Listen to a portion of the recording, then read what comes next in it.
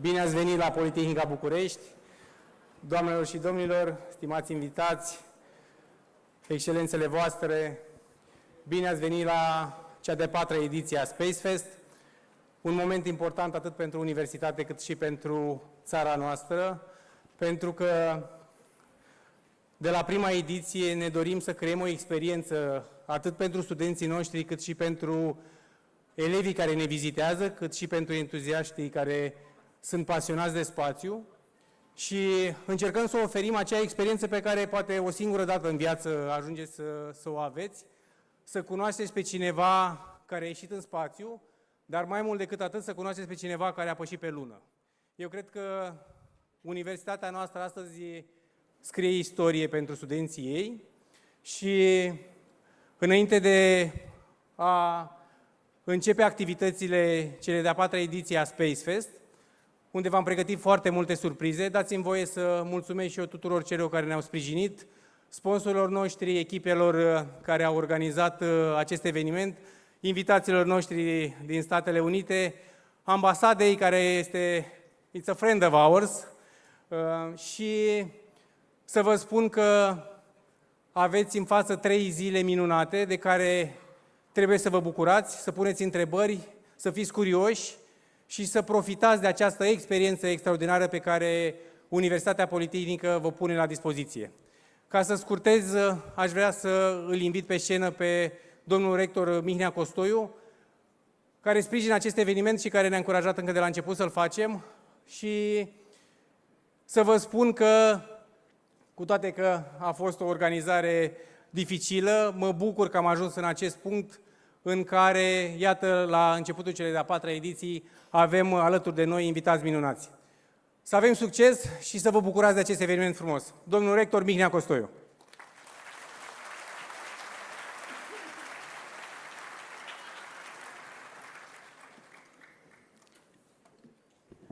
Doamnelor și domnilor, dragi studenți, Your Excellencies, the member of the diplomatic court, the member of the government, partners from the industry, sponsor, dragi profesori, cercetători, dragi colegi, și încă o dată mă adresez celor mai importante persoane din această sală, celor care le este dedicat acest eveniment, studenților, elevilor și pasionaților de explorării cosmice. Vă spun și eu încă o dată, bine ați venit la Politehnica București. Este o mare bucurie să vă primim astăzi aici în campul nostru pentru deschiderea oficială a uneia dintre cele mai așteptate evenimente ale anului SpaceFEST 2026. Astăzi suntem aici în inima Bucureștiului și a campusului Universității pentru a celebra nu doar tehnologia, nu doar inovația, ci și spiritul uman, care refuză să accepte limite. Între 6 și 10 mai, universitatea noastră devine capitala explorării spațiale, găzduind minți strălucite, lideri de industrie și exploratori ai cosmosului. Este cel mai mare eveniment dedicat explorării spațiale din această parte a lumii și suntem bucuroși că putem organiza și în acest an acest eveniment. Și este, dragi tineri, în mod special, încă o dată mă adresez vouă, ceea ce ne-am dorit atunci când am început această primă ediție a acestui eveniment, ne-am dorit să fie mai mult decât un simplu festival. Am vrut să facem o declarație de viziune a comunității noastre, a comunității politehnice.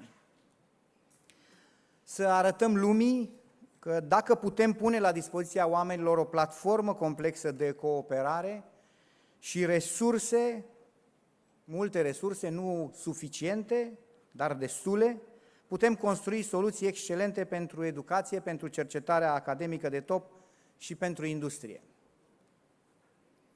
Dați-mi voie să mă opresc o clipă și să invit pe domnii profesori alături de elevi, mai sunt locuri și în dreapta și în stânga, nu să vă înghesuiți în spate, ca să nu stea elevii, că îi văd mai mici, în picioare. Astăzi, doamnelor și domnilor, dragi invitați, spațiul nu mai este doar o destinație îndepărtată, ci un domeniu vital care ne influențează viața de zi cu zi, de la comunicații și navigație până la monitorizarea mediului și securitate și n-am să insist eu acum, astăzi, în acest moment, asupra implicațiilor sau folosirii tehnologiei spațiale în toate domeniile, pentru că vom avea 3 zile în care vom vorbi despre acest lucru. Politehnica, și prin facultatea sau în mod special prin Facultatea de Inginerie Aerospațială, prin institutele sale de cercetare, prin oamenii săi, se află în această primă linie a acestei revoluții în tehnologie și în acest domeniu. SpaceFEST este momentul în care oferim tinerilor profesioniști șansa de a interacționa cu legende vii și de a înțelege că visul de a ajunge printre stele este de fapt o carieră realizabilă prin muncă și educație. Suntem, încă o dată spun, mândri că Politehnica, prin facultatea sa și nu numai, alături de partenerii noștri tradiționali, de la ROSA, la ESA, cu sprijinul foarte important al Ambasadei Statelor Unite. Thank you so much, Mr. Dickerson, for this beautiful collaboration also in this year. Reușește să transforme București timp de 3 zile într-o veritabilă capitală a științei spațiale. Colegul nostru, domnul decan Crunțeanu, va vorbi despre multitudinea de parteneri și am să-i las acest privilegiu. Doamnelor și domnilor, este datoria mea să subliniez că trăim astăzi nu doar un moment important, nu doar un moment frumos, ci îndrăznesc să spun că este un moment istoric fără echivoc. Într-o lume în care tehnologia evoluează cu o viteză amețitoare, în care informația circulă instantaneu, este esențial să oferim tinerilor noștri nu doar ecrane și algoritmi, ci acces direct la modele umane autentice. Este fără doar și poate că fiecare dintre noi folosim mult și foarte mult instrumentele digitale, însă, repet, vrem să aducem față în față, să vă aducem față în față cu oameni care au depășit limitele cunoscute ale umanității, cu exploratori care au scris istorie. În aceste zile vom avea alături de noi oameni care au făcut parte din această istorie a lumii. Oameni care, și am să las un pic mai târziu prezentarea lor, însă aș vrea să subliniez doar un singur lucru, faptul că în aceste zile aș vrea să vă gândiți la magnitudinea acestor zile, nu doar în aceste momente sau în momentele următoare. Din cele peste 100 de miliarde de oameni care au trăit vreodată pe această planetă, invitatul nostru de marcă din aceste zile este al 10-lea om care a lăsat urme pe praful lunar. Cred că orice cuvânt este de prisos. Este o personalitate și am să vă rog să profităm împreună, în sensul bun al cuvântului, de acești oameni extraordinari care se află alături de noi. Le mulțumim încă o dată pentru că au acceptat invitația noastră. Sunt oameni extraordinari cu care vă veți întâlni, sunt oameni din industrie, sunt specialiști, nu doar astronauți, sunt oameni a căror poveste de viață, a căror carieră spațială este accesibilă celor care sunt dispuși să investească pasiune, curaj, determinare și ambiție, iar misiunea noastră aici la Politehnică este să vă inspirăm și să vă oferim absolut sau cât mai multe unelte necesare, educaționale, pentru a vă construi această realitate. Aș vrea să adaug 2 lucruri ca și mesaj în acest început de eveniment. Anul trecut, la același eveniment, Politehnica a lansat ideea revenirii țării noastre în elita, în grupul select al acelor țări care investesc strategic în cercetarea spațială. Evident, profesioniștii, precum domnul decan și alți colegi care conduc companii și instituții, mă vor corecta și o să spună facem acest lucru, fără doar și poate. Noi am crezut și credem, sincer, că România trebuie să revină în cercetarea spațială, inclusiv cu oameni, cu modele umane. Am lansat anul trecut și revin cu acest mesaj public. Am avut nenumărate demersuri către autoritățile naționale și credem că astronautul român nu trebuie să rămână, cu tot respectul, cu onoarea pe care o purtăm, doar profesorul, doar ambasadorul Dumitru Prunariu. Trebuie să pregătim România pentru această nouă etapă și ne dorim ca Politehnica să fie parte acestui ecosistem, ba mai mult, să fie cea care începe acest program și este un angajament pe care ni-l luăm încă o dată, pentru că, din nefericire, o spun cu părere de rău, fără plăcere, reacția guvernamentală a fost, elegant spus, modestă. Credem însă că noi și dumneavoastră și noi suntem cei care avem datoria să oferim țării și tinerilor modelele despre care vorbim, iar sinergia pe care am văzut-o în țară, partenerii noștri universitari, colegii din institute de cercetare și foarte, foarte mulți tineri în acest an ne-au dat încrederea că acest program pe care l-am discutat anul trecut, pe care l-am pregătit în acest an, poate fi lansat în anul care urmează. Am organizat summitul SpaceFEST, un punct central al acestei ediții, care va avea care va fi pentru specialiști, dar nu numai, acel loc în care proiectul despre care v-am vorbit se va lansa în acest an.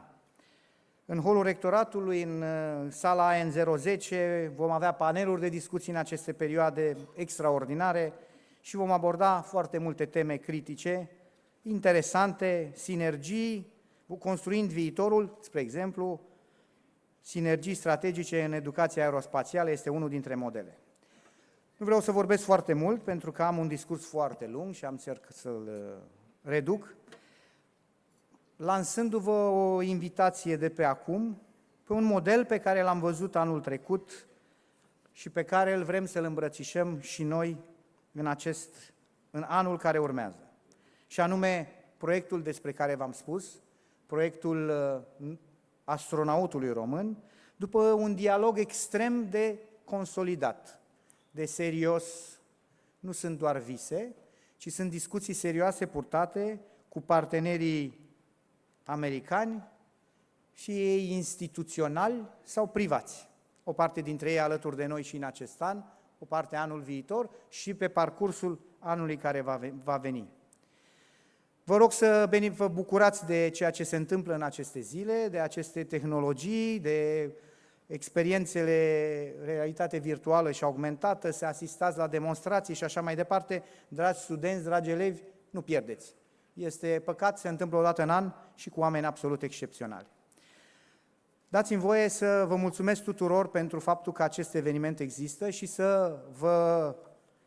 și dați-mi voie de asemenea ca în finalul mesajului meu să mulțumesc celor care sunt vinovații de serviciu pentru acest proiect pe care l-am pornit cu îndrăzneală, cu timiditate, acum mulți ani de zile și care astăzi a devenit un fenomen la nivel național. Vreau să-i mulțumesc foarte mult colegilor de la Facultatea de Inginerie Aerospațială, pe care vă rog să-i aplaudăm. Cam puțin, nu?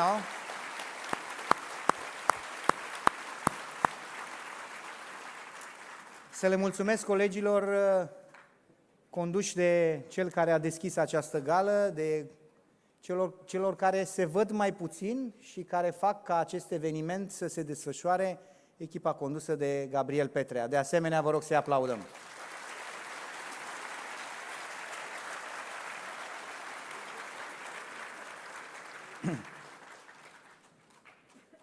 Repet, pare simplu și evident vrem mai mult de fiecare dată, și noi, și eu, veșnic sunt nemulțumit, însă efortul este absolut substanțial. Cu mândrie și speranță pentru viitorul inovației din România, declar deschisă această ediție a 4-a a SpaceFEST. Bine ați venit!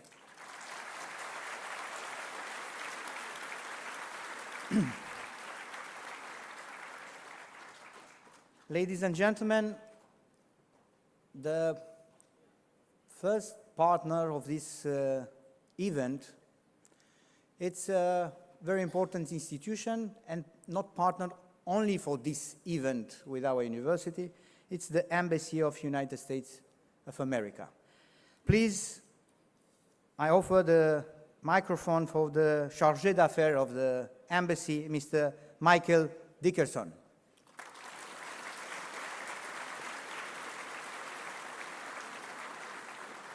Michael, it's not only Chargé d'Affaires, please. It's part of the ecosystem of our university. It's a lot of time with us and a lot of projects and partners. It's in our university, and the guilty person, it's Michael. Thank you so much.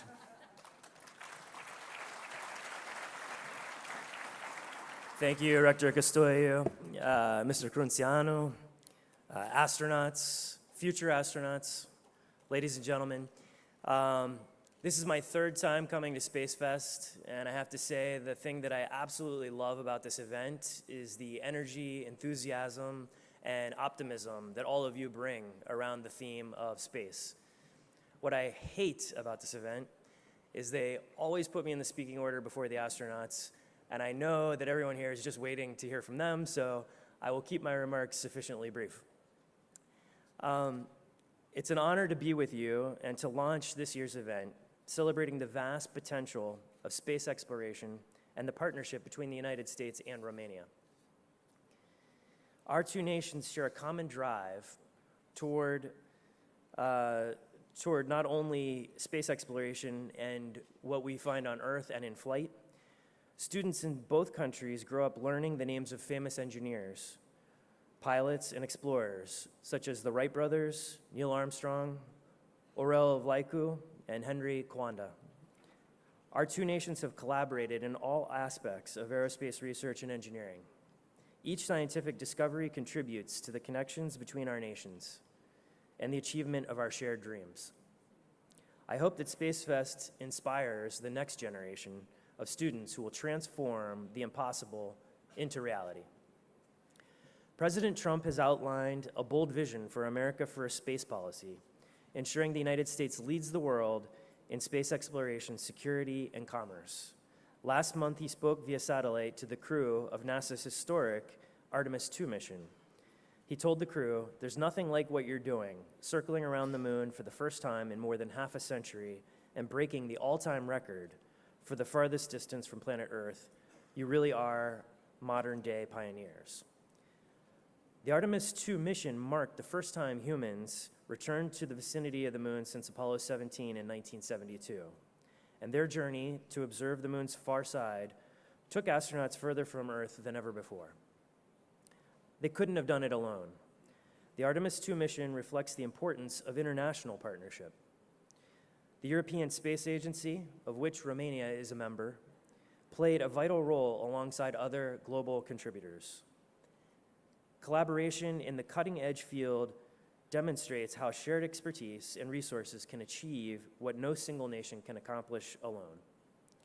Together, we are advancing exploration, inspiring innovation, and reaffirming our collective commitment to peaceful discovery in space, values that both Romania and the United States share. And this year, the United States celebrates 250 years since our founding. As part of Freedom 250 commemoration, we reflect on a legacy defined by courage, curiosity, and the pursuit of new frontiers. SpaceFest embodies that same spirit, linking the bold vision of 1776 with today's drive to explore beyond our planet. In the same way, SpaceFest serves as a collaborative launchpad for students, educators, researchers, and industry. Numerous astronauts have spoken of how early exploration, guided by parents and educators, paved the way for their spacefaring dreams. Events like SpaceFest connect the knowledge students must master with the curiosity, innovation, and teamwork that form the foundation of discovery. And these skills will propel the next generation of engineers, astronauts, and scientists in Romania and beyond. America remains committed to leading the way in fueling the pursuit of space discovery and exploration. This year, we welcome distinguished astronauts Charles Duke the 10th man to walk on the moon and lunar lander pilot on Apollo 16, as well as Nicole Stott, renowned for her contributions to space exploration. Their stories are testaments to perseverance, courage, and discovery, and reflect not only the spirit of the American space program, but the ideals of space exploration in general. And alongside them, Romanian experts and students from the Faculty of Aerospace Engineering will lead interactive workshops, bringing space exploration to life in ways that ignite minds and fuel ambition. I hope that SpaceFest events and the activities in the coming days will spark the curiosity of every young mind here. I encourage you to take risks, dream big, and forge new paths into the unknown. Thank you, and enjoy SpaceFest 2026.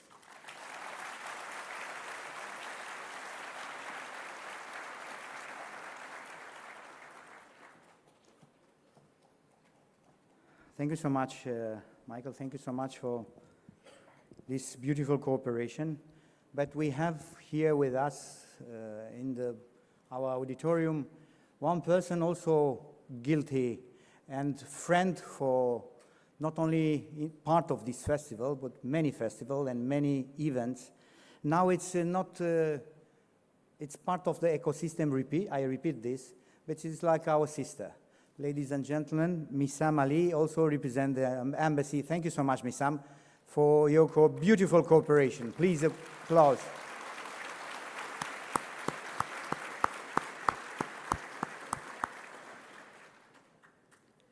Doamnelor și domnilor, următorul invitat, un fel de a spune, este alături de noi partea acestui eveniment, Președintele Senatului Universității noastre și secretar de stat la Autoritatea Națională pentru Cercetare, domnul profesor Tudor Pisecaru.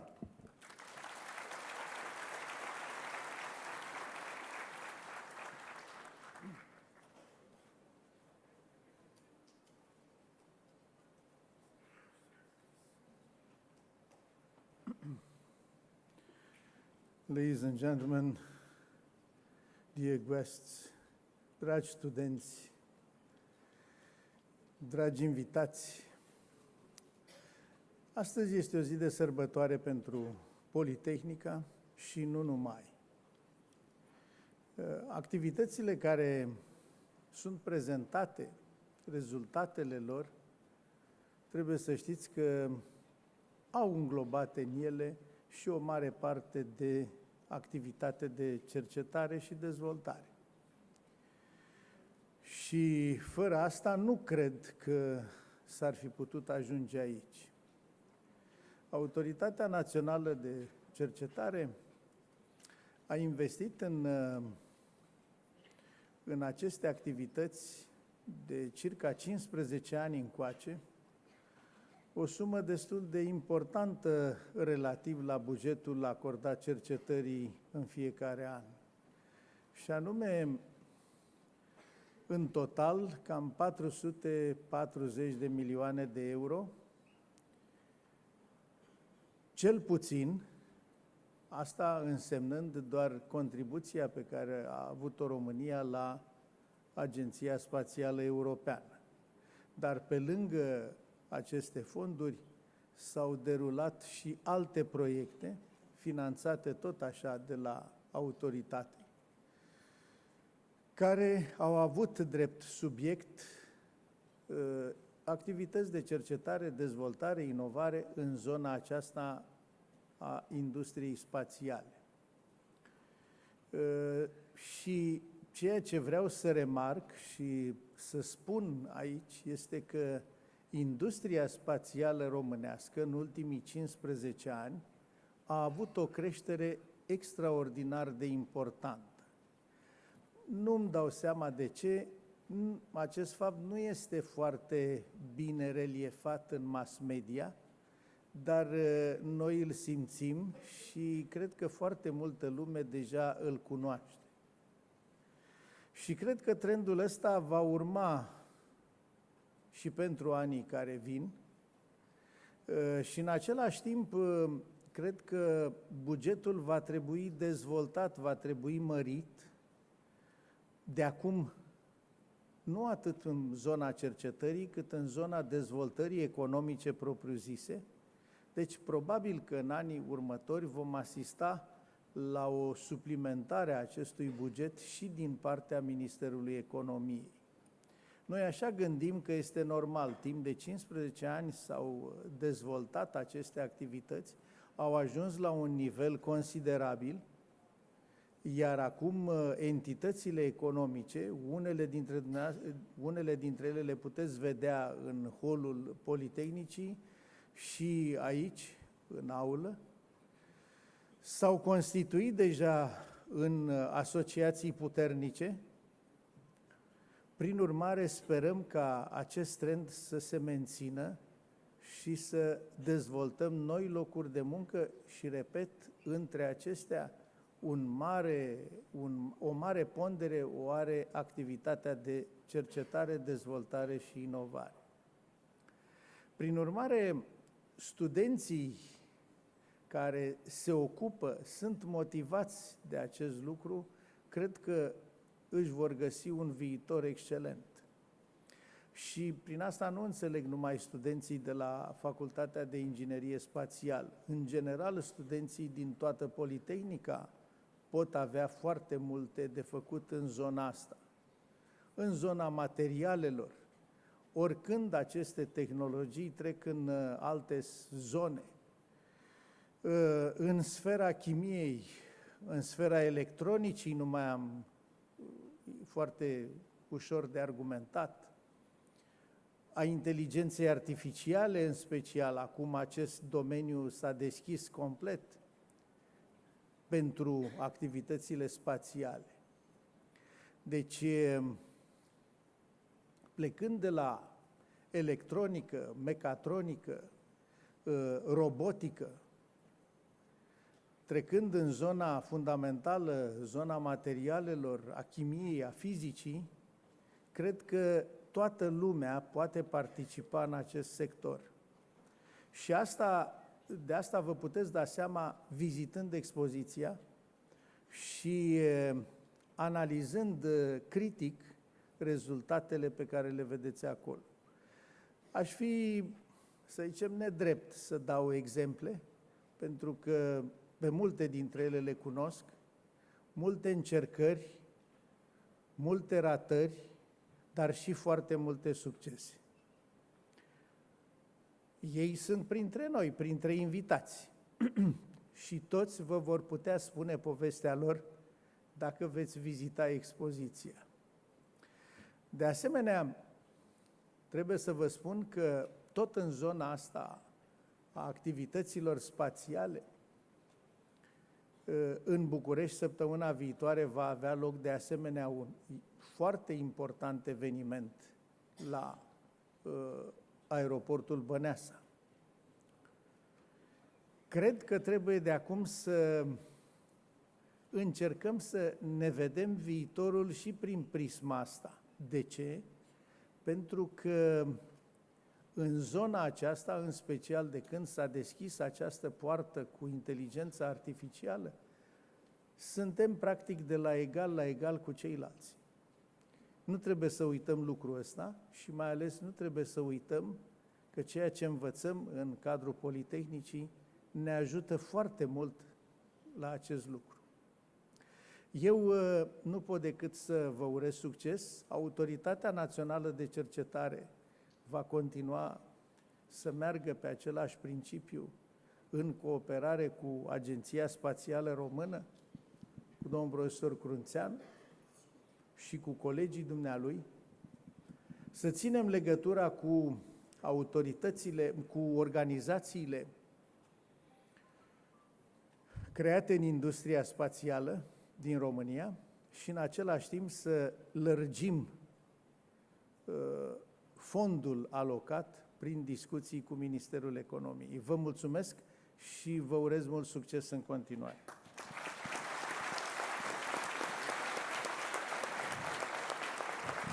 Mulțumim frumos, domnule profesor. Îl invităm acum în scenă pe domnul Daniel Crunțeanu, decanul Facultății de Inginerie Aerospațială.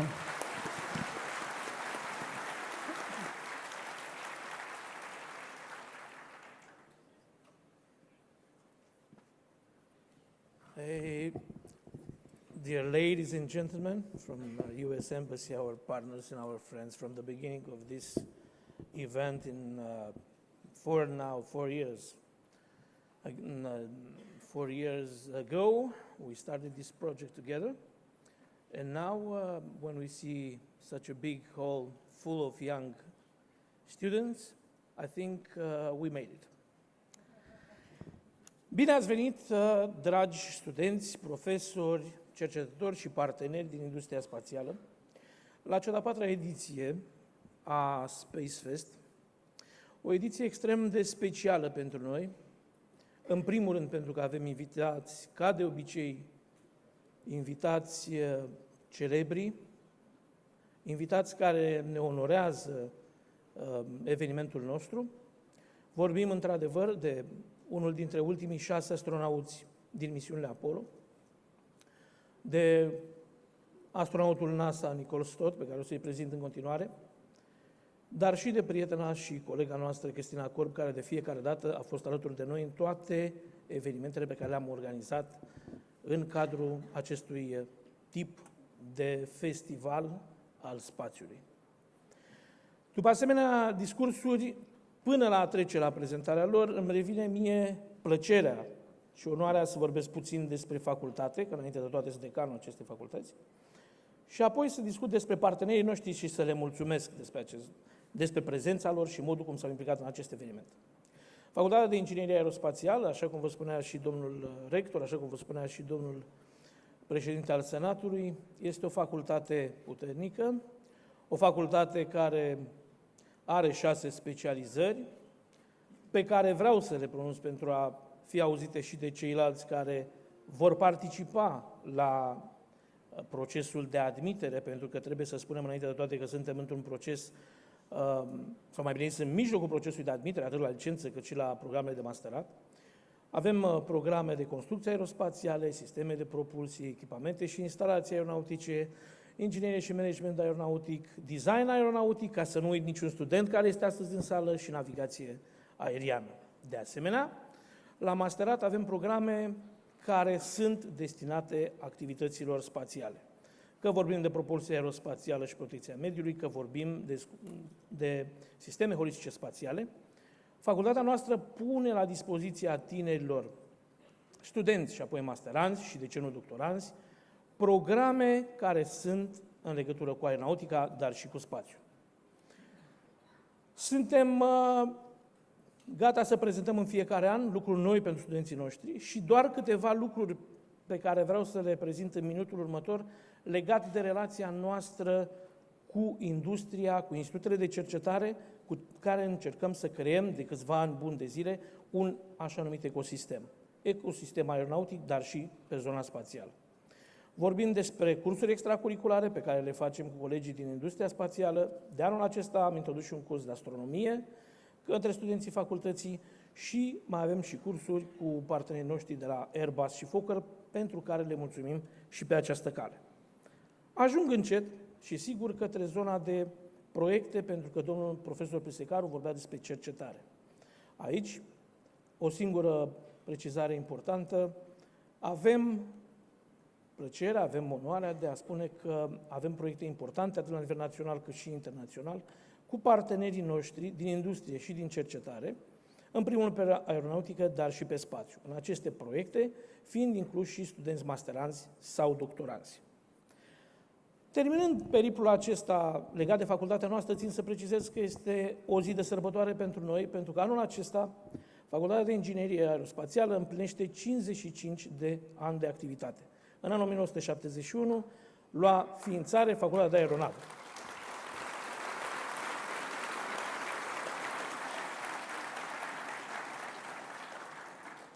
Înainte să trecem către zona de industrie spațială, vreau să mulțumesc partenerilor noștri care au venit la această manifestare și sărbătoare de-a noastră și o să vă rog să-mi permite să le dau citire, ca să nu uit pe cineva dintre ei, sper oricum să nu fi uitat nici colegii mei în prezentare.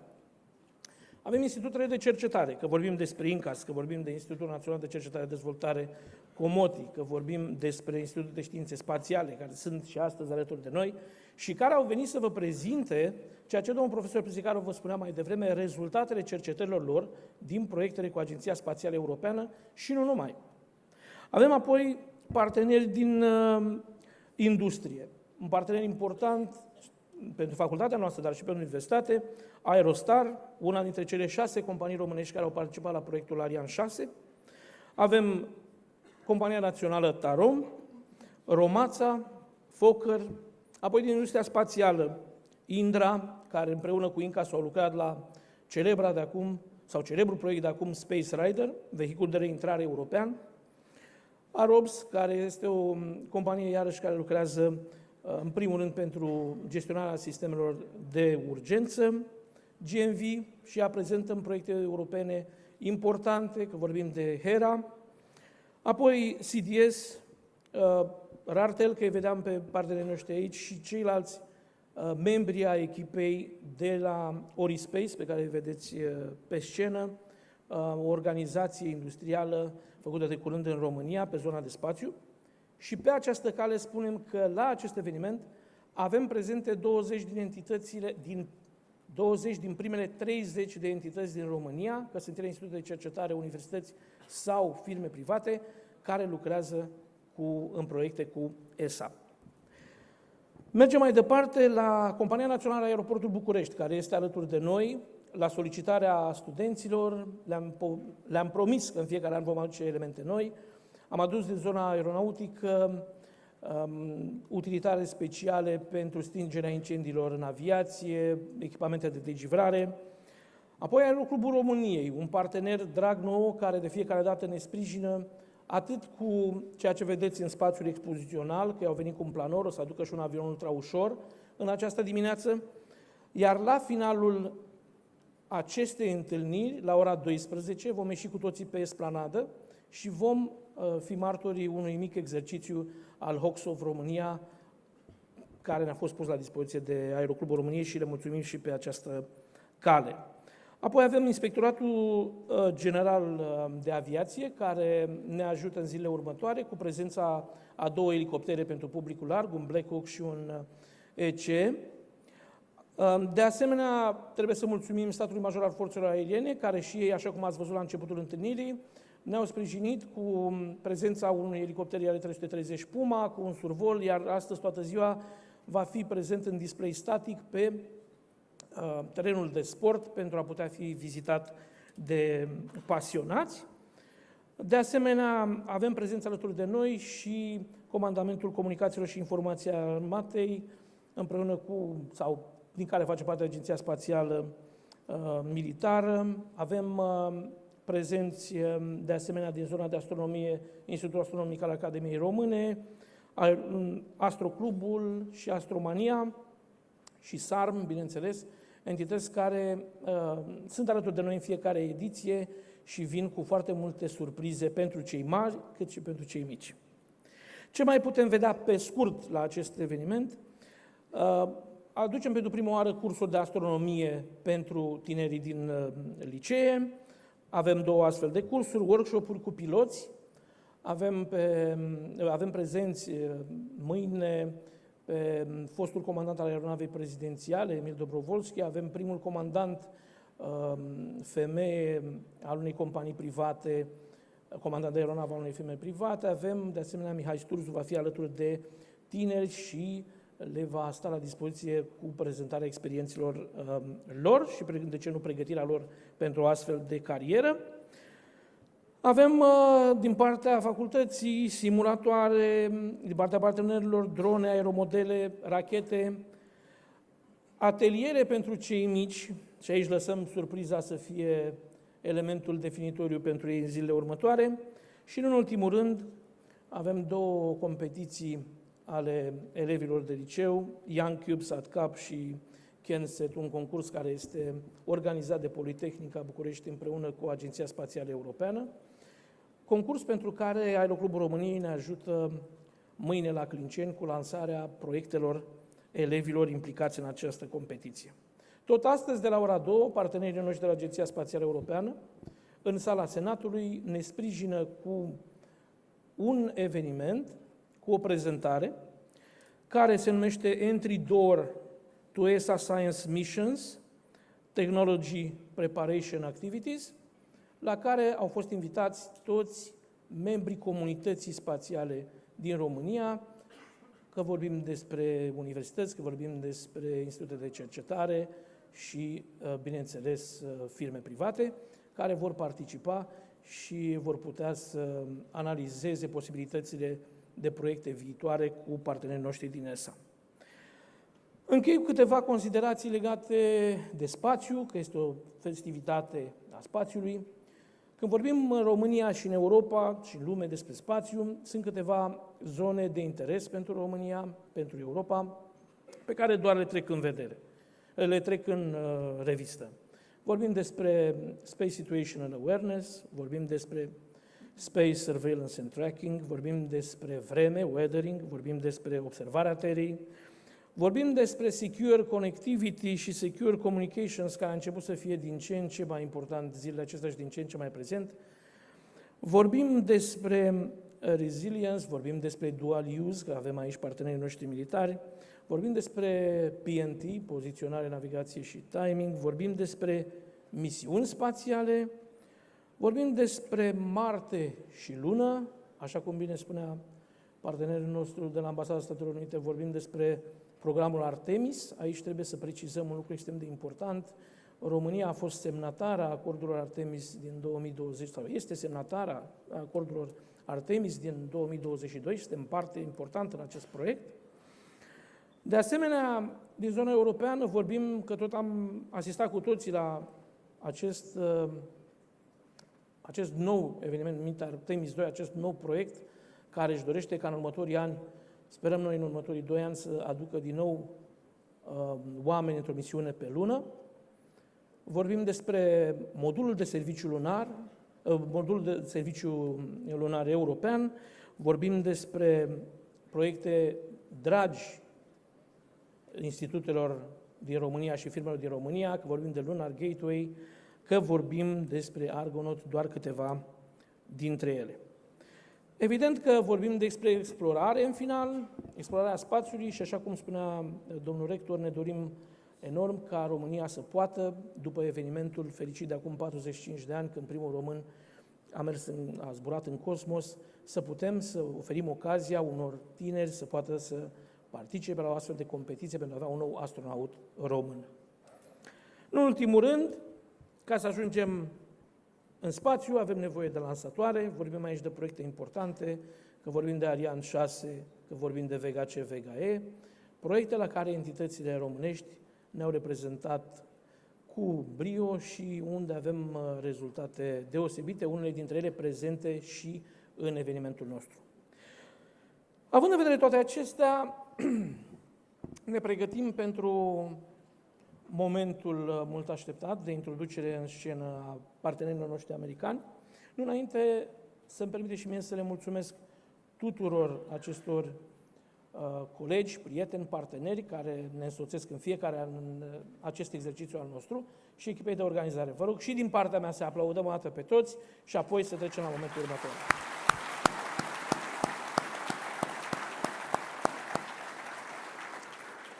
Pentru acest moment o să rog pe domnul rector Mihnea COSTOIU să mă însoțească, pentru că o să-i invit pe rând pe cei 2 astronauți și pe Christina. O să fac o scurtă prezentare în limba română pentru fiecare dintre ei și apoi o să-i urcăm pe scenă. Evident că vorbim despre prezentarea celor 2 invitați de seamă de astăzi. Ai putea să ai o carte întreagă să vorbești despre viața lor de până acum. Așa că noi am încercat să punem doar câteva lucruri mai importante ca să avem o imagine de ansamblu. Nicole s-a născut în Albany, New York, iar la o vârstă fragedă s-a mutat și a crescut în Clearwater, Florida. Este căsătorită și are un copil. Îi place să piloteze, să picteze, să lucreze lemnul, să grădinărească, să facă scufundări și schi. Nicole a absolvit Clearwater High School din Clearwater, Florida, în 1980. A obținut o diplomă de licență în inginerie aeronautică, foarte interesant, de la Embry-Riddle Aeronautical University în 1987 și un master în managementul ingineriei de la University of Central Florida în 1992. Nicole și-a început cariera în 1987 ca inginer proiectant structural la Pratt & Whitney, în West Palm Beach, Florida. A petrecut un an în cadrul Advanced Engines Group, realizând analize structurale pentru proiecte avansate de componente de motoare cu reacție. Aviz amatorilor studenților noștri.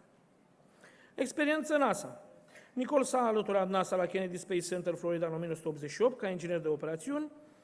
Apoi, în perioada petrecută la Kennedy Space Center, a ocupat mai multe funcții în cadrul procesării navetelor spațiale NASA, inclusiv Shuttle Flow Director pentru Endeavour Orbiter Project.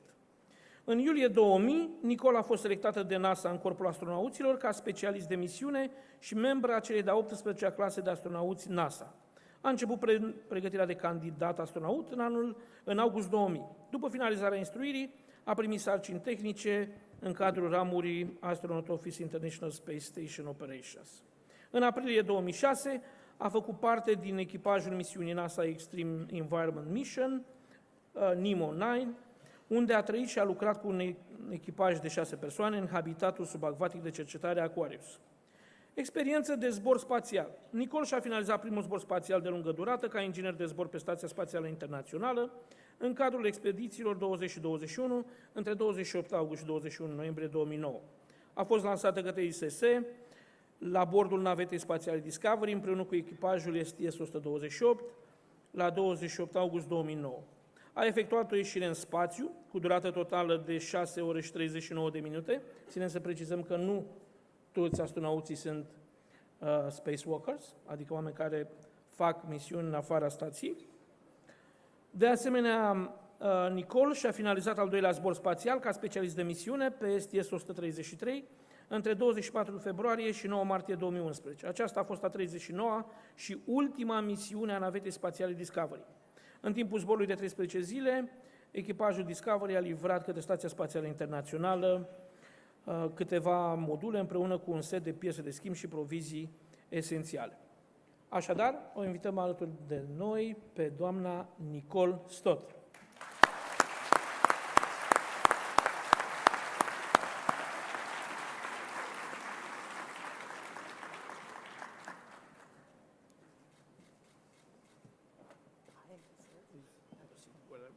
N-am auzit absolut nimic, nu știu de ce mi s-a întâmplat.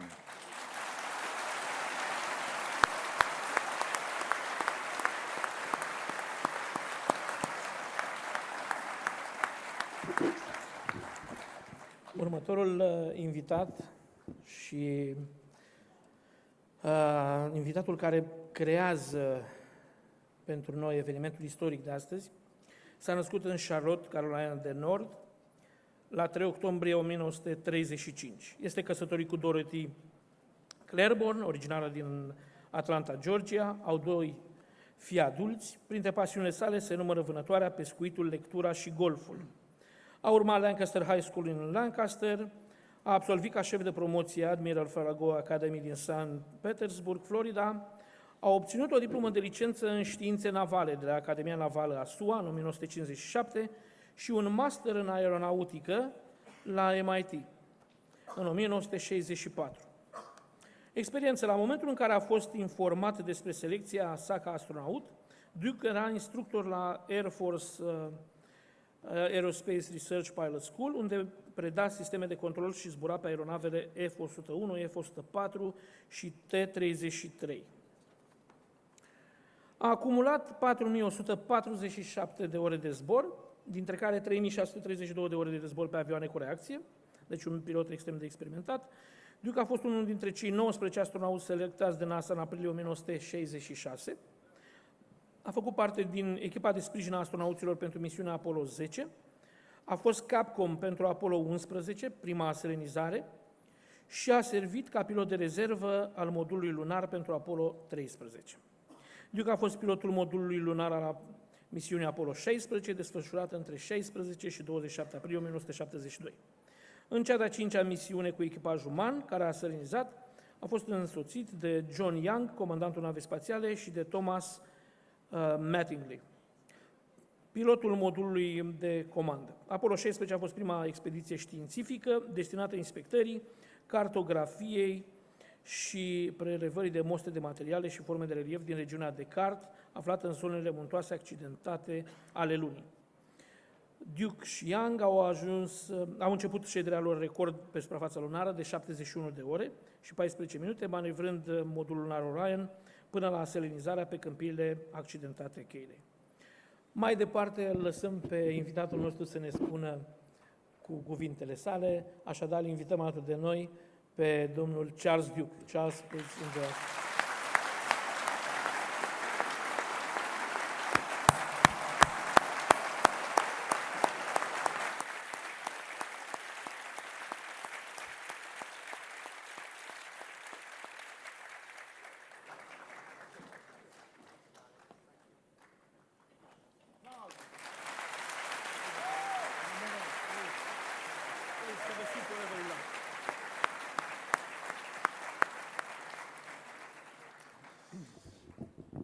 Și nu în ultimul rând, invităm alături de noi pe prietena noastră, pe partenera noastră, pe cea care a fost alături de noi de la prima ediție a SpaceFest, pe cea care are cea mai bună legătură cu toți astronauții din programul Apollo, pe doamna Christina KORP.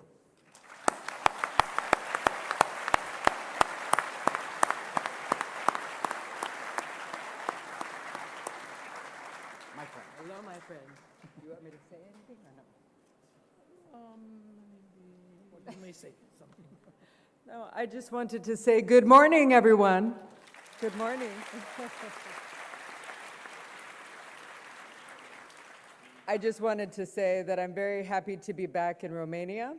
This is my third Space Fest out of the 4 years, and I'm very proud and honored to bring my friends Charlie Duke and Nicole Stott. Are we showing the video?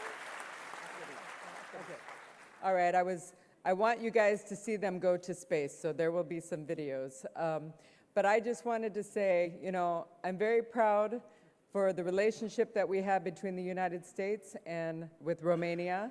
And I feel like I'm an honorary Romanian now, and I'm very happy to be back, especially on this very important year. It's the 250th anniversary of America 250, and the relationship that Romania has with America is very important. We're very proud allies, so I just want you to know how much that means to me as a proud American and an honorary Romanian. So thank you very much.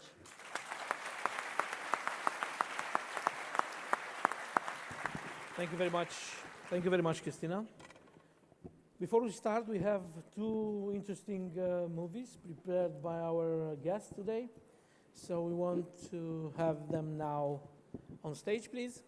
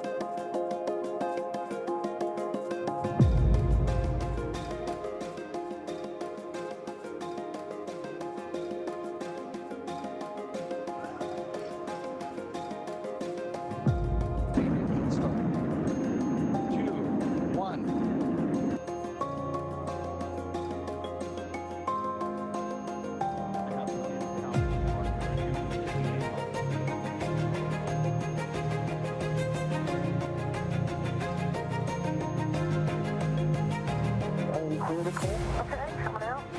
And Pat, I can verify that two handles down. Kind of want to avoid that. Okay. Yep.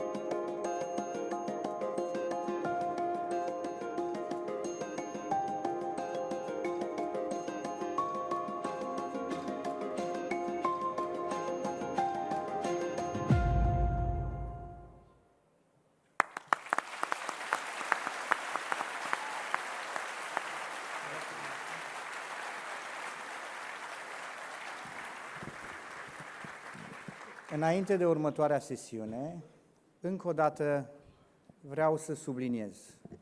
Astăzi în viață mai sunt 6 persoane care au avut privilegiul de a păși pe lună. Unul dintre ei este alături de noi.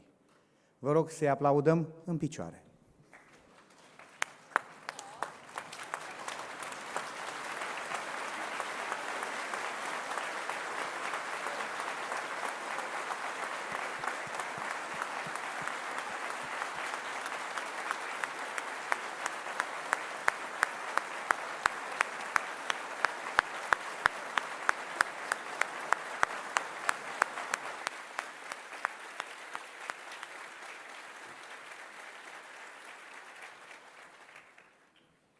Okay.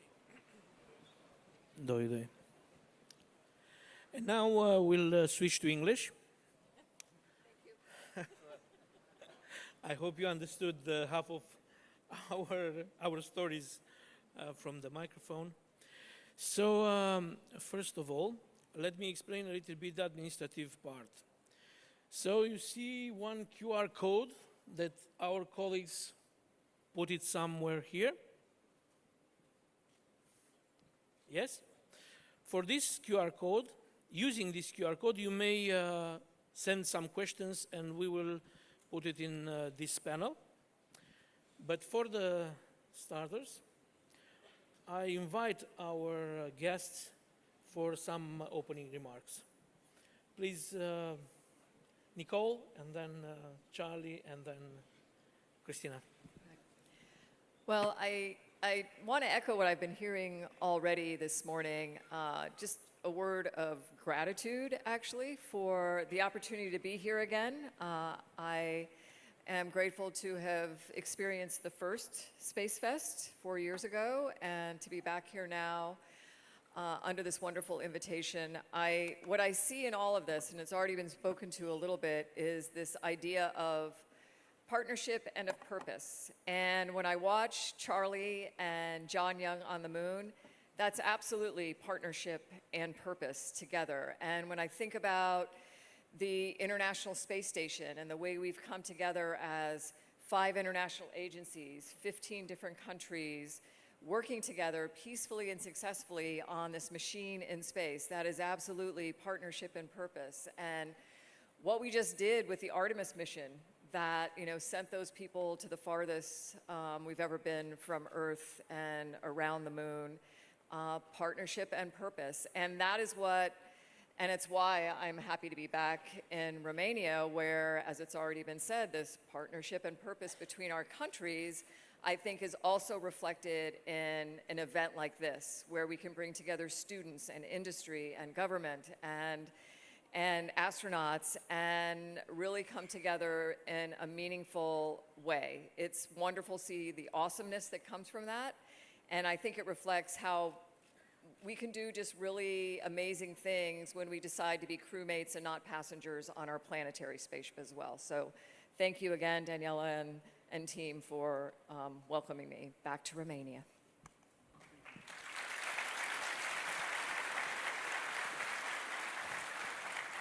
Charlie, the floor is yours. Okay, it's wonderful to be back in Romania. My first visit here was in 1981. I was at Berlin at a rally and met Ilie Koroama. Was my first Romanian I'd ever met, and he invited me to come to Romania, and we've been here, my wife and I, Dottie, have been here many, many times in the past, and made many friends here, and it's always a pleasure to be back and to visit and to get to know your country and to have the opportunity to share my experiences on the moon and my Christian walk too. We come and we speak at various places in Romania, and so it's a delight to be back here and to have an opportunity to visit with all of you. Thank you very much. And Christina.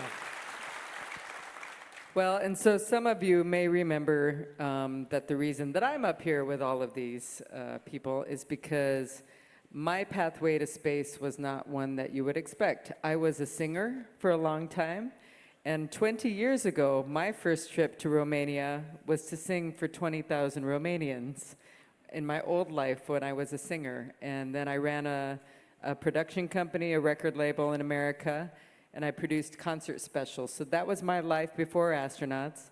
And then almost 19 years ago, I went to work for Buzz Aldrin, the second man to walk on the moon, on Apollo 11. And so this was not the plan for my life, but now I am on a permanent spacewalk, and I am a space believer. I believe space technology and space exploration will solve the world's greatest problems. And I became friends with Charlie Duke 18 years ago. He was one of the first other moonwalkers that I got to know, so we've been friends for a very long time. And it led me to my own purpose also, which is on my shirt, Space for a Better World. That's my foundation, connecting the space curious to the space serious, and hopefully to educate and inspire people about the ways space benefits life on Earth. So here in Romania, I think, you guys have some of the most advanced technology, AI, you've got robotics. I know the rocket competitions have been won by Romanians in America. And so you have bright young talent, and I'm here to tell you, you could never predict my life to where I am now, traveling the world with men who've walked on the moon, with awesome astronauts like Nicole, inspiring people about space. And coming back and seeing this full room of all you young people, what's going to happen with the Artemis 2 and the Artemis missions going forward of going back to the moon, you too will have an opportunity to be a part of our future in space in partnership with NASA and the United States. So I'm living proof that you can come from a world where space had nothing to do with you, and now I work in deep space with astronauts. And so hopefully our conversation will help inspire you to see your place in space and see the ways that you can be a part of space exploration for the future. And right here with Daniel and Polytechnica University, which has a wonderful aerospace engineering program. So thank you, Daniel, for having us again. Thank you, Christina. Thank you very much. Until we'll have the first question from the audience, we have some small questions for our guests. So for Charlie first, what was your first thought when you stepped onto the moon? Well, I was excited to be there. Of course, we had a problem 1 hour before we were to land, and they aborted the landing. And oh no, I trained for 3 years, worked all this hard, and now we're going to have to come home without landing. But Mission Control came to the rescue, as they always did in Apollo, and 3 orbits later, 7 hours later, we got a go to land, and we landed on the Descartes Highlands, the only mission that landed in the mountains of the moon. We were almost 3,000 meters above where Neil Armstrong had landed, and it was a tremendously exciting spot. And John Young and I were able to spend 3 days on the surface. And when I stepped on the moon the first time, it was, I'm on the moon, I'm on the moon, I'm on the moon. And then before we were supposed to land and then get out and explore. But they said, well, you were 7 hours late landing, and so we've changed the flight plan, and we're going to have you go to sleep before you get out. Now, can you imagine, 4 hours after landing on the moon, everybody wants you to go to sleep? Well, I mean, I was wide awake most of the night, the sleep period. Anyway, we got outside, and we had a thrilling time as we deployed the rover, navigated around the lunar surface, and explored the mountains of the moon. Was it different from what you expected during the training for the mission? The training was mostly geology.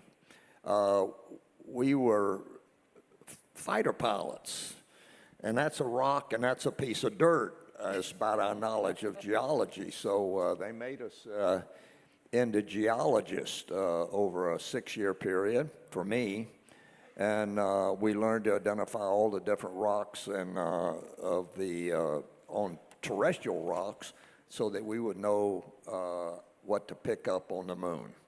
And so the biggest part of our training was not only learning how to fly the spacecraft, learning how to deploy the car, do the operational stuff, but also the geological stuff that was very, very important for Apollo. We ended up collecting 600 pounds of moon rocks total of our 6 landings on the moon. And people say, well, nobody landed on the moon. And I said, well, the evidence is overwhelming. We did land on the moon. We got 600 pounds of moon rocks. Where do they come from? And we got experiments on the moon, and we got all of these things on the moon that we left that are sent back data for years and years and years. And so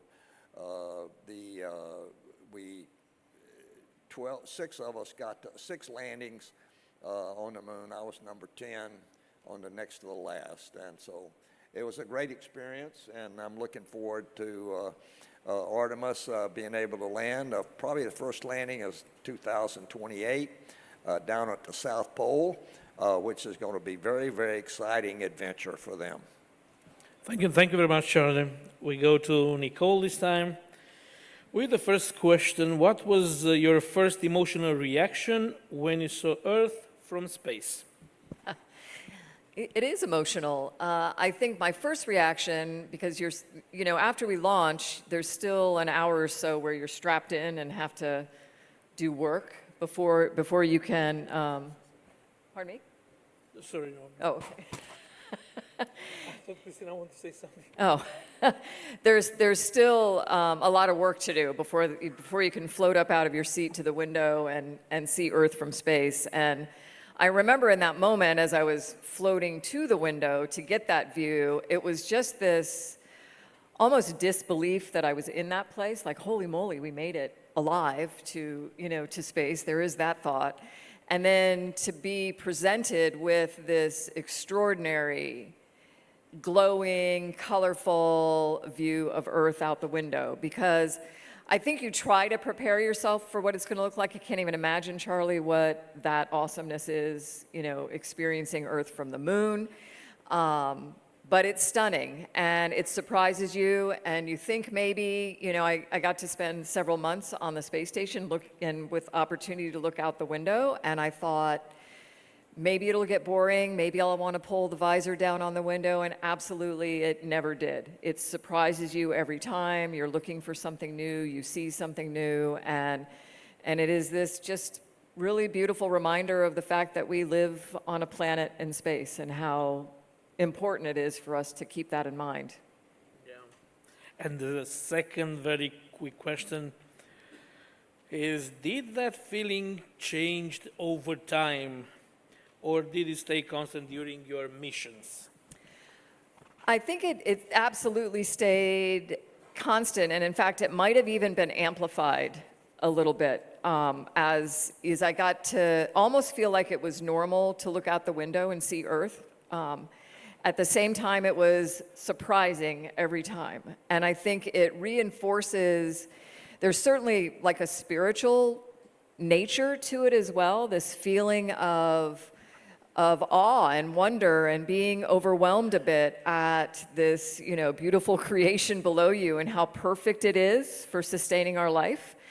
And I think that's the biggest part of it to me, was this reminder of how important it is for us to remember we live on a planet, that we're all earthlings, that the only border that matters is that thin blue line of atmosphere, and for us to accept our role as crewmates and not passengers here on this planetary spaceship. Okay, thank you. Could I answer Please, that question too? When we got to the moon and we circled the moon, and there was the Earth suspended up in the blackness of space. And it was incredibly beautiful. And everywhere else was black. And there was just this Earth out there. And later on, as I was reading the Bible, it talked about when God made the earth, he suspended it upon nothing. And that's exactly what it looked like, suspended upon nothing. And in another scripture, it says when God made the earth, well, I forgot exactly what it says now, but it says that God was there, and I didn't see God, but I saw the circle of the earth, and that was a tremendously moving experience. Thank you very much. The next question for you, Charlie, wrote by our students. What worked exactly as expected from your training, and what didn't, if you remember something in particular? From the training? Yes. The training was mostly geological, plus we had to learn the spacecraft. So we spent thousands of hours in the spacecraft practicing the landings and all the procedures and emergency procedures. The geology training was out in the field, and so we learned how to identify rocks and down here so that we could pick up the right kind of rocks up on the moon. And so we spent a lot of time in geological training to learn to identify the rocks. And up on the moon, we were the only flight to land up in the mountains of the moon, the lunar highlands. And the geologists had told us that, well, we can identify the rocks you're going to be picking up in general as volcanic rocks. Well, when we got there weren't any volcanic rocks. It was just igneous rocks. And so we made some amazing discoveries geologically when we got to the mountains of the moon. Okay, thank you. Nicole, now something for you from our students. What part of your training prepared you best for life on the International Space Station, and what was not so, let's say, important? I think we certainly, like for the Apollo missions, we spent a lot of time learning about the systems, how the spaceship works, the science involved, and all of that. I think the most important part of preparing to live on a space station was kind of it'll seem silly, but it's more the human side of it, kind of the, you know, how does the bathroom work? How do I cook food? How do I, you know, put my sleeping bag on the wall? I mean, things that seem kind of silly almost, but when everything floats, everything's a little bit different. So you need to understand how that's gonna be. And we do a really good job trying to understand that here on Earth, and we're prepared for it. But I'll tell you, when you get to a place where everything floats, it's different. And it's not necessarily more difficult, it's just different. So no matter what you do down here on Earth, where we have this force of gravity on us, everything will behave a little bit differently in space. And that actually, I love it because that was part of the adventure of being in that place. And just how our brains and our bodies adapt to this floaty, three-dimensional environment is pretty incredible. And it makes you realize, wow, we can do really interesting things in different environments because our brains and our bodies allow us to do that. And I highly recommend it, by the way, if you ever get to go live in that floaty environment, it's really incredible. I want to do it. I want to go to space. Does anybody want to go to space? Yeah? All right, let's go. No questions from the auditorium? Because if not, I will continue. Please, let's read the first one. What advice do you have for young students that are interested in pursuing the career of being an astronaut? Of course, the question is for both of us. So for both of you. Oh, you want me to go? Well, I mean, I think that whatever it is, astronaut or anything else, I think the first thing you need to do is really pay attention to what you're most curious about, what excites you, what you want to learn more about. And if astronaut is the job that you want, you need to also, in parallel with that, you need to look at, okay, what are the criteria? You know, and if you want to be, for me, it was a NASA astronaut. I went online, well, that's a lie because I'm old, so I looked at the paper that they sent me that said, here's the educational experience you have to have, here's the work experience and some of the medical stuff. And I always kept that in mind, but really I think the big deal is to pay attention to what you enjoy. That'll put you in a place where you're studying something that you're really excited about. And it's amazing the kind of opportunities that open up and the people that you'll meet that'll help lift you up in understanding more and providing opportunities for you to do things that you might not have ever expected, that then can put you on this path to becoming an astronaut. And that to me is the biggest thing. I want to add something just because this is something we talk about a lot, which is a lot of astronauts are very creative also. A lot of them are musicians, they paint, they draw, they do crafts. So those skills are very valuable also for problem solving, which is not discussed as much, but we know so many astronauts, and Nicole painted the first watercolor in space.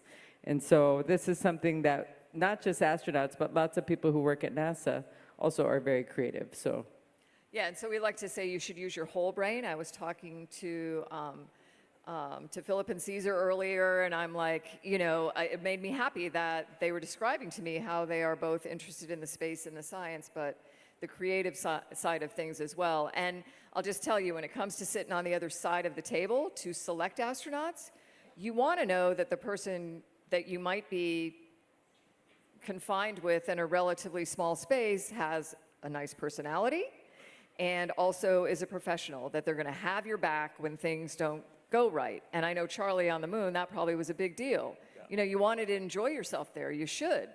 But if things didn't go as planned, you wanted to know John would have your back, I'm sure. Yeah. My answer is you really need to, as a young person, there wasn't any astronaut program when I graduated from college. None. That word astronaut hadn't even been invented then. But I tell everybody, keep your antennas up. And you never know where these inspirations that you have will lead you. And so when I graduated from college, I wanted to fly airplanes. I'd fallen in love with I was at the Naval Academy, but I'd fallen in love with airplanes. And so I had a choice. I could go in the Air Force, I could go into naval aviation. But the Navy said, we won't take you, but the Air Force will take you into aviation. So I went into the Air Force and just followed my desires, and I became a fighter pilot, a test pilot, and was at Edwards Air Force Base in California in the summer of 1965 when I saw an ad in the paper said, NASA's looking for more astronauts, please apply. And I said, well, that's me. I mean, I had all the qualifications. So I applied and got selected in April of '66, just at the beginning of the Apollo program. At that point, though, we were having a serious problem in the astronaut office. We had 8 people killed over a 3-year period. 3 in the fire, in a spacecraft caught fire, 4 in airplane accidents, and 1 in an automobile accident. So I was going to more funerals than I was going to successes in space in those early days. And so that was just a part of being in the astronaut program. You were expecting failure, but you were hoping for success. And so it turned out Apollo was tremendously successful. Over 6 landings on the moon. We collected 600 pounds of moon rocks, and I did many, many experiments. And so the reflectors that we left on the moon are still bouncing back signals from the Earth now. And so the evidence is overwhelming. I'll say it again, that we did land on the moon. And it was a tremendous program, and I was so thankful to have been involved in it. Okay, thank you very much. We'll have some very interesting questions about the decisions under pressure that I think are very important in the space missions. So the question is, was there a moment during the mission when things could have gone wrong? How do you make a decision when you don't have all the information? Well, the big moment for me to answer that question was at the end of our stay on the moon. Everybody had something to do special. Apollo 15 had a hammer and a feather, and they dropped them at the same time. And he hit the ground at the same time. We were going to do the Moon Olympics, and the Olympics were in Munich that year. And so I was going to do the high jump. Down here on Earth, I weighed about 30 kilos, 80 kilos, up on the moon, 30 kilos, and or thereabouts. Anyway, I began to bounce. And when I jumped, I straightened up and I went over backwards. And that was a moment of fear, but fear is not a bad emotion if you don't panic. And so I had this impression, roll right. So I rolled to my right and broke my fall, bounced onto my back, and my heart was pounding, but I'm still alive. And it was a big mistake to not watch my balance. When I straightened up, my center of gravity went over backwards. My commander, John Young, came over and looked down and said, that wasn't very smart, Charlie. I said, help me up, John. So he helped me up. And but you do things impulsively that can, in a dangerous environment like that, can get you in trouble in a hurry. So you really should plan out everything. And I had not planned that very well. So anyway, here I am to say it was a very frightening experience, but I made it. Yeah. Please, Nicole. Well, I wish I had the opportunity to jump on the moon. That would be nice. I think one of the things that we do when we train, and I know this was true for Apollo as well, we do all this training, even if they tell you you're going into a session where it's going to be a nominal day, like a normal day in space, the work that you would do every day. At some point, the trainers will throw in some emergency situation or something that doesn't seem all that bad, and then it turns into something bad. And the beauty of that is that you're just aware that things can go wrong. And I think it prepares you to respond in a, like Charlie said, to not panic, to just, okay, here's what we do, we've got a procedure, we've got our communications with the ground, we've got the way we work with each other, to respond to these things, and it becomes part of your, kind of your routine to behave that way, to respond in kind of a cool, you know, emergent, if necessary way, but not be panicking. And I think it puts you into a position where no matter what kind of alarm is going off, if it's a little one telling you there might be something wrong with the water system, or a big one telling you they got you a hole in a spaceship and all your air's getting sucked out, you're going to respond the same kind of way, in a very deliberate, diligent way. But if it's humanly possible, you really feel like you'll be able to manage the problem. And I think that's a really great mindset to be in, is where you're going to address things as a crew in a way that can overcome them if it's possible.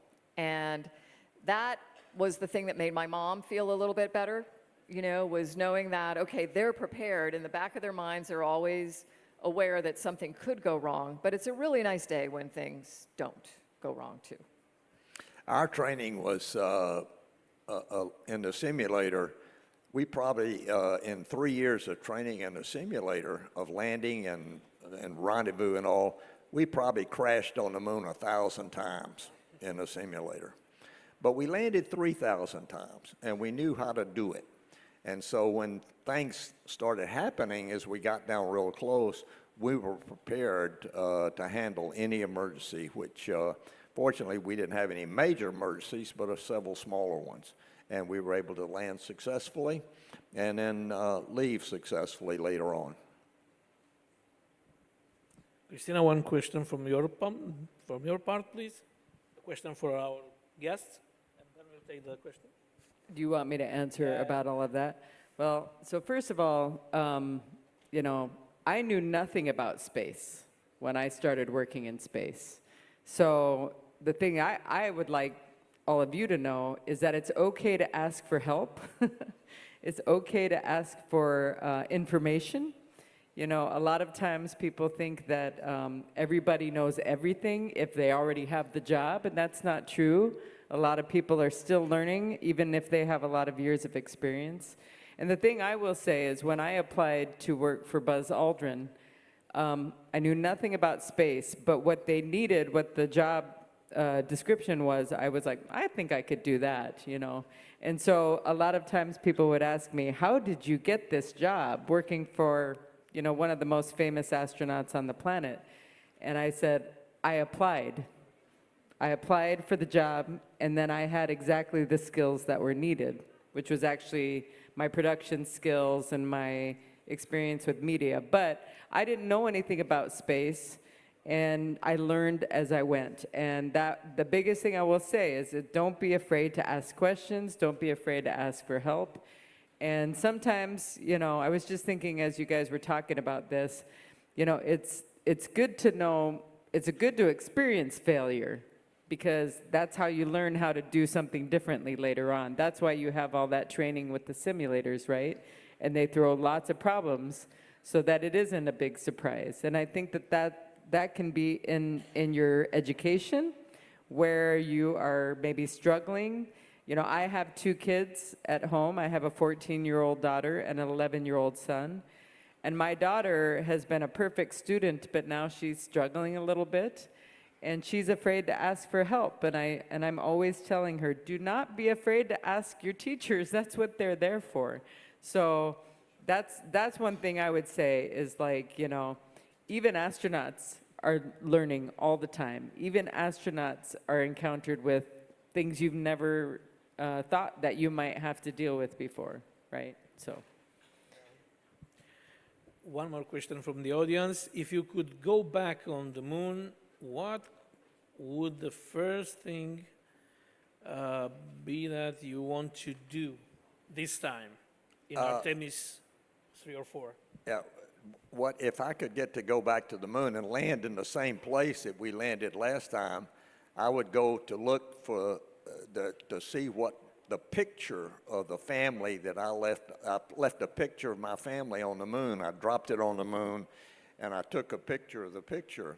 Well, the temperature of the moon was about 130 degrees at that point, Fahrenheit, and so it began to curl up real quickly, but I got the picture of the picture, and I left a coin that was commemorating the 24th anniversary of the Air Force. And unless a meteorite's hit right on top of it, that coin is still there. So I would go back and say, hey, there's that coin, and I'd take a picture of the picture. Thank you very much. Now a question for the both of you. Till we will announce that we'll take one more question from the audience till the end of this part of our meeting. So from students and career, we have something interesting, because we have a lot of students from our aeronautical engineering, let's say, aerospace engineering. We have students from materials engineering. We have students from maths. We have students from transportation. We have students from other faculties from our university. So if you were a first-year student again, what would you do differently, and what skills do you think are underestimated but essential, of course, for the, from your point of view as an astronaut? I was at the Naval Academy, and back then there was no Air Force Academy, so I wanted to fly airplanes, and I went into the Air Force. I just knew that flying airplanes was what I wanted to do instead of sailing around the ocean on ships. I got seasick a lot when I was out at sea, so I decided I'd be a pilot. And so I became a pilot in the Air Force, served in Germany for 3 years as a fighter pilot, went back to MIT, got a master's degree, applied for met some astronauts, applied for test pilot school, got selected, went on into the space program, and was very fortunate to work on not fly, but work on 5 of the 6 missions that went to the moon. And so it was a tremendously exciting career for me. I decided after 4 years of working on a space shuttle, I decided to retire and went on. But I only got 1 flight in space, and but that was a great one, Apollo 16. Nicole? Something different. I think, first of all, I would have probably established a better study habit in high school than I had. It took me a little while, my first year of college, to understand that you need to open the books in the first 2 weeks. You can't wait until, you know, I mean, I really, really wish I would have established a better study habit, so I try to share that, although most of you here probably already have that. To what Christina said, I hesitated a little bit to ask questions. And I think, I mean, I did all right, and I had my, you know, my classmates that I was working with and stuff, but as soon as I was willing to approach the professor more and approach the grad students and really ask the deeper questions, that's when I really started to learn and understand in the courses that I was studying, and especially in the courses that I wasn't as just naturally talented at. So it is a big deal to allow yourself to do that. And then the thing that I wish we had more of that is kind of a hindsight thing is communications. I mean, being able to present the work that you've done, being able to speak to somebody about something really technical in a down-to-earth way. And I think that's an important part of what we learn in school, but as an engineering student, it didn't have as much, there wasn't as much emphasis on the communication of the work that you're doing. And I think in the end, when you have a job, no matter what job it is, there is going to be this expectation that you can communicate it, that you can sell it, that you can encourage people to understand it. And I wish I had had more of that as part of I would like school. to add too, we talk about this with space jobs. You know, people think that the only pathways are to be an engineer, a scientist, or an astronaut. But one thing I'd like all you young people to know is every job we have on Earth, we have in space. And so when I say that, I mean there are people who sew. They sew the spacesuits, they sew the parachutes. There are people who work in they're clean room technicians. They're the ones who keep the room sterile and clean for the hardware or satellites that go to space. You know, there are so many different, like, graphic artists or communications, like you say. There are space lawyers. There are space doctors.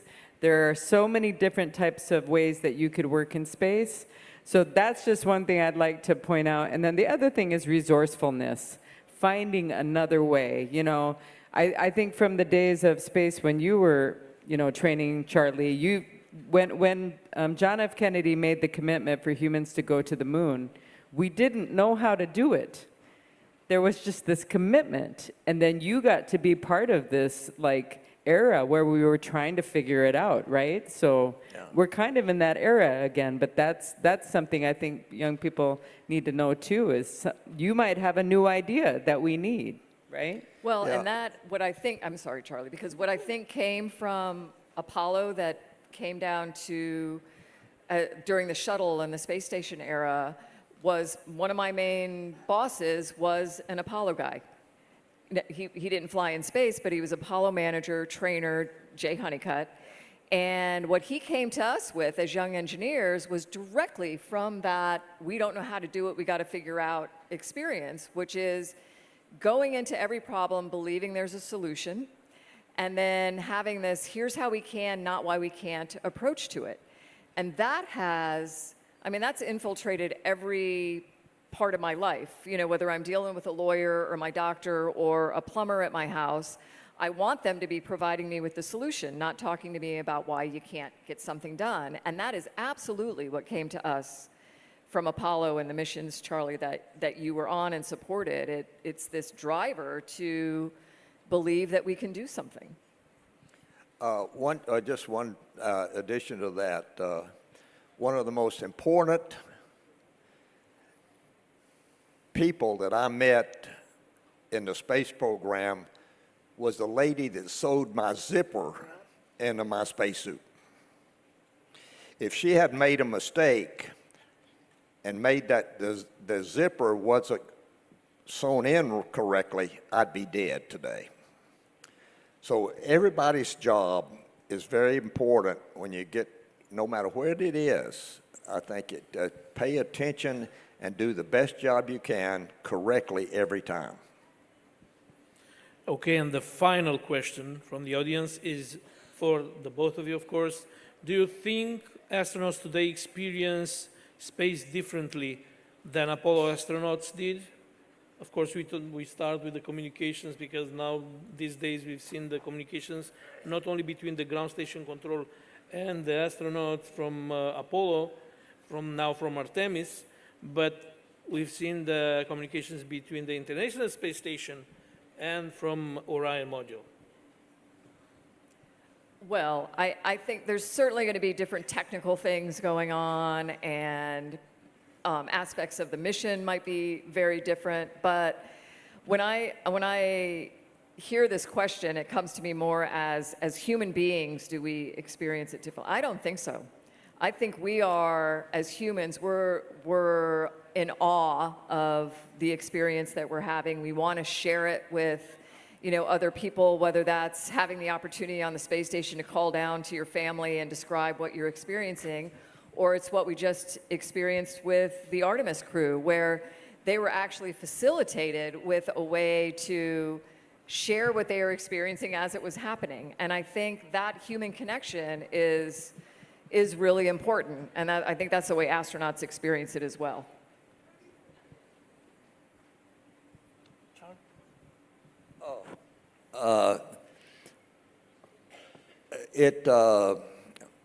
I'm not sure I can add anything to that. Well, you're very lucky. You're one of only 12 humans to walk on the moon, so. Yeah. It was a great privilege, of course, to do that and to experience it 3 days on the lunar surface and all the excitement and all of the wonder that we were able to do. John Young and I were the fifth landing on the moon, so he was the first out, and so I was that made him, and I was the 10th man to step out on the moon in Apollo 16, and we had 72 hours on the lunar surface. It was one big adventure after another, and you know, you're driving around. He drove the rover, the car, and I navigated. And so every 50 meters, I would take a picture of what we were seeing and describe the terrain. Not only was I navigating him to point A or point B, but I was also describing what we were seeing as we drove across the moon, because we had no TV as we were driving. We had to stop the car, point the antenna at the moon, and then they had TV camera while we were exploring. So it was a big adventure and one of wonder and awe, and I almost remember every step of the that lunar experience. Okay, thank you very much. A round of applause for our guests.